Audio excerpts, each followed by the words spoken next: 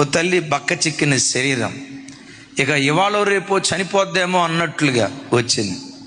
నన్ను చూసి, అన్నయ్య నా కొంట్లో ఆరోగ్యం బాగాట్లేదు అన్నయ్య, నా భర్త నన్ను వదిలేసాడు అన్నయ్య అని నంగిగా మాట్లాడుతుంది.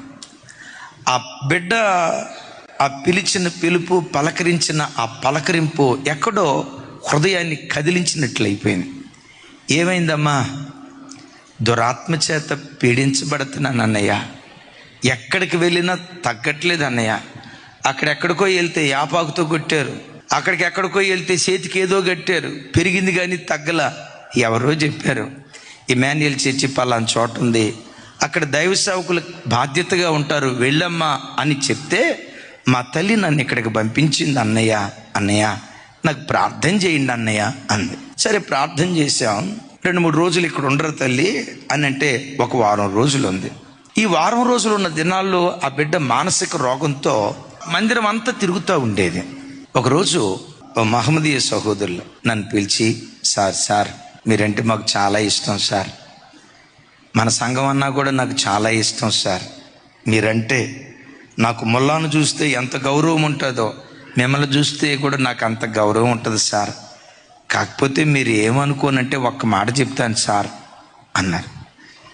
ఎందుకు సార్ అట్లా అంటున్నారు? ఏంటో చెప్పండి, పర్వాలేదు, నేనేం తప్పుగా అనుకోను, చెప్పండి సార్ ఏం చెప్తారు అన్నాను.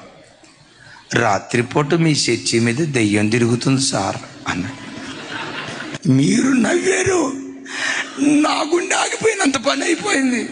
దేవా, అన్యజనులు మాట్లాడాల్సిన మాట, దేవాలయం మీద రాత్రిపూట దేవుని దూతలు తిరగటం నా కన్నులారా చూశాను అన్నమాట నాలు. నాయన మందిరం మీద దయ్యం తిరుగుతుంది అంటారు. చర్చిలో ఆడదయ్యం తిరగటం ఏంటి? ఇది దేవదూతలు సంచరించే స్థలం, దేవుడు సంచరించే స్థలం. అపవాదికి పొర్రపాటున మందిరంలో చోటు ఉండదు. అట్టట్లా అని చెప్పి ఒకరోజు నేనున్నా. సడన్గా మధ్యరాత్రి పూట లేచి అలా బయటికి వెళ్తే రాత్రిపూట నిజంగానే తిరుగుతుంది. ఎవరో చెప్పమంటారా? ఈ అక్క. ఆ తర్వాత ప్రార్థన చేశాం, సంఘం అంతా ప్రార్థన చేశారు.